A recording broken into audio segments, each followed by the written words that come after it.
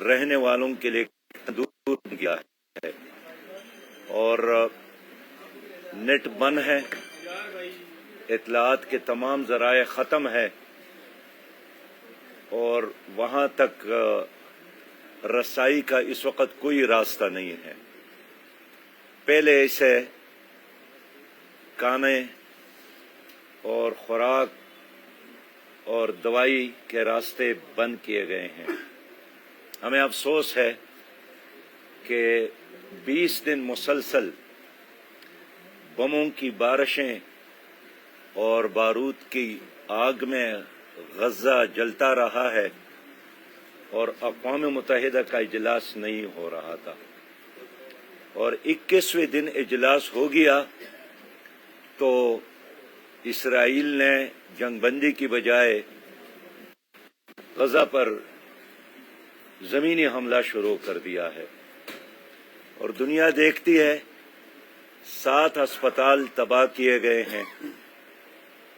24 شفاخانے تباہ کیے گئے ہیں، ہاسپٹلز پر حملے ہیں، اسکول پر حملے ہیں، پلے گراؤنڈ پر حملے ہیں، سویلین آبادی پر حملے ہیں، اور عالمی اسلام میں پوری دنیا تماشا دیکھ رہی ہے۔ ان حالات میں جب فلسطینی بچے، مائیں اور بہنیں مسلمانوں کی طرف دیکھ رہے ہیں تو ہمارا فرض بنتا ہے کہ ہم ان کی آواز پر لبیک کہیں، ہم ان کی چیخوں کو سنیں، ہم ان کے درد کو محسوس کریں، اس لیے کہ ہم ایک امت ہے، ہم ایک جسم کی طرح ہے، اور کل نبی مہربان صلی اللہ علیہ وسلم کے حضور جب ہم کھڑے ہوں گے تو اگر ہم نے ان کی امت کو دشمنوں کے رحم و کرم پر چھوڑا ہے تو ہم کس منہ اور کس چہرے کے ساتھ ان سے شفاعت کا اور جام کوثر کی درخواست کریں گے؟ جماعت اسلامی نے اپنے مظلوم بھائیوں کی آواز پر لبیک کہتے ہوئے کل اسلام آباد میں 2 بجے غزہ مارچ کا اعلان کیا ہے، اور اس کے لیے بھرپور تیاریاں الحمدللہ جاری ہے۔ ہمارے یہاں کی مقامی قیادت نے انتظامیہ سے بھی بات کی، اور آج 12 بجے انتظامیہ نے ہمارے جلسے کی جگہ کو دیکھنا تھا، اور تمام تر صورتحال سے یہاں فوراً بعد انتظامیہ نے ہمارے کارکنان کو گرفتار کرنا شروع کیا، اور لاؤڈ سپیکر لگنے تھے تو اس کو اٹھانا شروع کیا، اور پھر پتہ چلا کہ یہ سب کچھ اس لیے ہم کر رہے ہیں کہ آپ لوگوں نے اپنے احتجاج میں امریکہ کا نام یا امریکی سفارت خانے کا نام کیوں لیا ہے، ورنہ احتجاج تو وہ شکاگو میں بھی ہو رہا ہے، فرانس میں بھی ہو رہا ہے، آپ کے لندن میں بھی ہو رہا ہے، ہر جگہ احتجاج ہو رہا ہے، لیکن شاید امریکی سفارت خانے کے نام لینے سے ان کو اتنی تکلیف ہوئی۔ ہم اس لیے امریکہ کی مخالفت کر رہے ہیں کہ امریکہ بھی کل اس دہشت گردی میں اسرائیل کا ساتھ دے رہا ہے، وہ تبکی دے رہا ہے۔ امریکی وزیر خارجہ نے 3 بار تل ابیب کا دورہ کیا، بائیڈن امریکی صدر نے وہاں کا دورہ کیا، اور ایک بار بھی انہوں نے اسرائیل کی مذمت نہیں کی، بلکہ خود غزہ کے مسلمانوں کی مذمت کی ہے کہ وہ کیوں آزادی کے لیے تڑپ رہے ہیں، وہ کیوں اپنے حق کے لیے تڑپ رہے ہیں۔ تو میں شاباش دیتا ہوں سیکرٹری جنرل کو کہ انہوں نے سلامتی کونسل کے اجلاس میں برملا کہا کہ گزشتہ 56 سالوں سے فلسطینیوں کے زمینوں پر انہوں نے قبضہ کیا، ان کے گھروں پر انہوں نے قبضہ کیا، ان کو اپنے جائیدادوں سے بے دخل کیا، وہ آزادانہ زندگی نہیں گزار سکتے۔ 56 سال انہوں نے گھٹن کے ماحول میں گزارے ہیں، اور خود یو این او کے سیکرٹری جنرل نے اعتراف کیا کہ جب وہاں کے لوگوں کو یقین ہوا کہ اب کوئی سیاسی حل نہیں ہے، وہ اب اپنی زندگی کے لیے جدوجہد نہ کرے، آزادی کے لیے جدوجہد نہ کرے تو اس کے ساتھ اور آپشن کیا ہے؟ لہذا ایک مسلمان کی حیثیت سے، ایک انسان کی حیثیت سے ہمارا فرض ہوتا ہے کہ ہم ہر طریقے سے اپنے فلسطینی مظلوم بھائیوں کا ساتھ دیں، اور کل کا مارچ اسی جدوجہد میں شرکت کا ایک حصہ ہے۔ میں یہ نہیں کہتا ہوں کہ اس سے ہمارا فرض پورا ہوگا، لیکن ہم کوشش کر رہے ہیں کہ جیسا بھی ممکن ہو ہم اس ظلم اور جبر، ان حملوں کو، فورس بموں کے استعمال کو ختم کر لے، ان کا معاشرہ ختم ہو جائے، ان کو کھانے کا سامان پہنچ جائے، پینے کا پانی پہنچ جائے، دوائی پہنچ جائے۔ اب بھی ایک بڑی تعداد میں لوگ ملبے کے تلے دبے ہوئے ہیں، ان کے نکالنے کا کوئی انتظام نہیں ہے۔ لہذا میں اسلام آباد کے انتظامیہ کو مشورہ دیتا ہوں کہ آپ شاہ سے زیادہ شاہ کے وفادار بننے کی کوشش نہ کریں، ہوش کے ناخن لیں، اور ہمارے ایک پرامن احتجاج میں روڑے نہ اٹکائیں۔ یہ ایک پرامن احتجاج ہے، اس لیے کہ ہماری مائیں بھی اس میں شریک ہے۔ فلسطین میں ماؤں پر ظلم ہو رہا ہے، ہمارے بہنیں بھی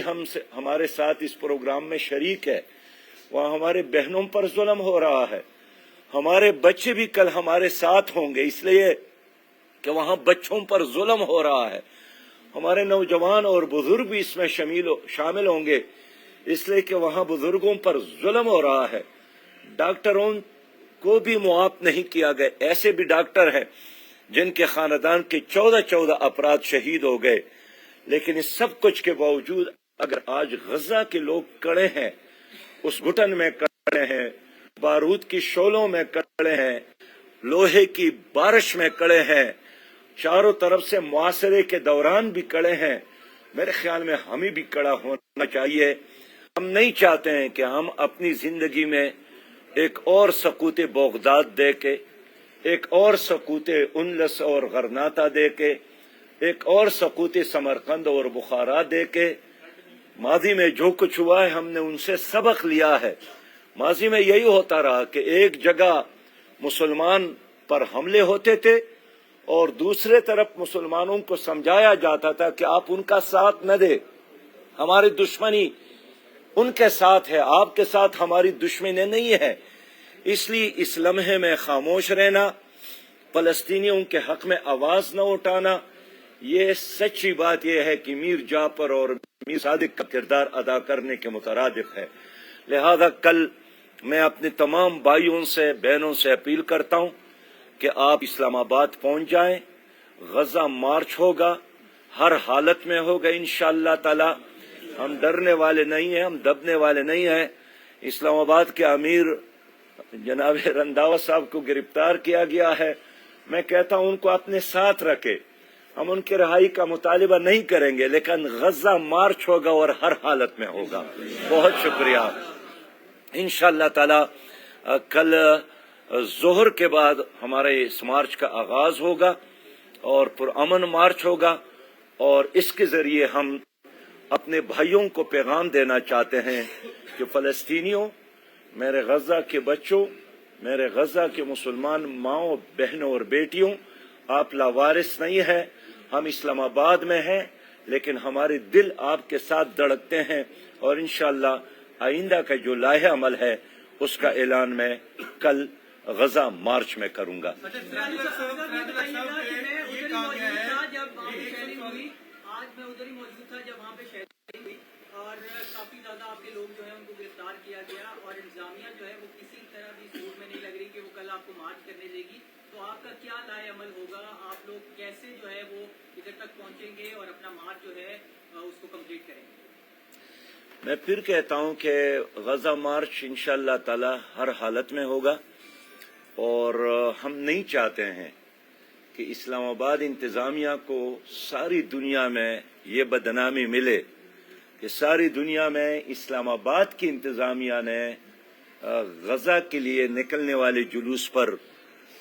فائرنگ کی، شیلنگ کی، آنسو گیس کا استعمال کیا۔ میرے خیال میں ساری دنیا کے مسلمان تمہارے اوپر لعنت بیچتے ہیں اگر آپ اس طرح کرتے ہیں۔ جو کچھ آپ نے کیا ہے وہ کیا ہے، لیکن کل انشاءاللہ تعالی ہر صورت میں پرامن مارچ ہوگا۔ اچھا سر، یہ بتائیے گا کہ کہا گیا ہے کہ دفعہ 144 نافذ ہے، کیا آپ کی انتظامیہ سے مذاکرات ہوئے اس کے بعد جب وہ کھڑا گیا وہاں پہ، اور اب انتظامیہ کا کیا موقف ہے؟ اور آپ نے جو امریکہ ایمبیسی میں جانے کا اعلان آج بھی کیا ہے وہاں پہ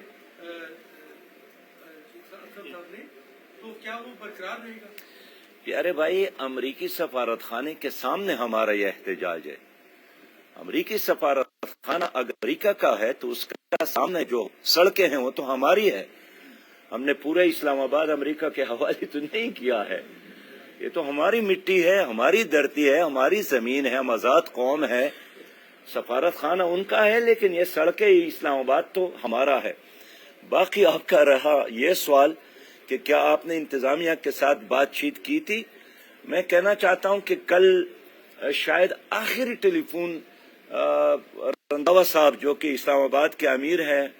ان سے میری بات یہی ہوئی کہ کیا انتظامیہ کے ساتھ آپ نے ساری تفصیلات طے کی ہے۔ انہوں نے کہا کہ ہاں ہم نے طے کی ہے، اور کل 12 بجے انتظامیہ اور ہمارا انتظامیہ جماعت کی قیادت مل کر ہم اس پوائنٹ کا معائنہ کریں گے۔ اور آج وہ معائنہ کرنے کے لیے آ رہے تھے کہ اچانک ان کے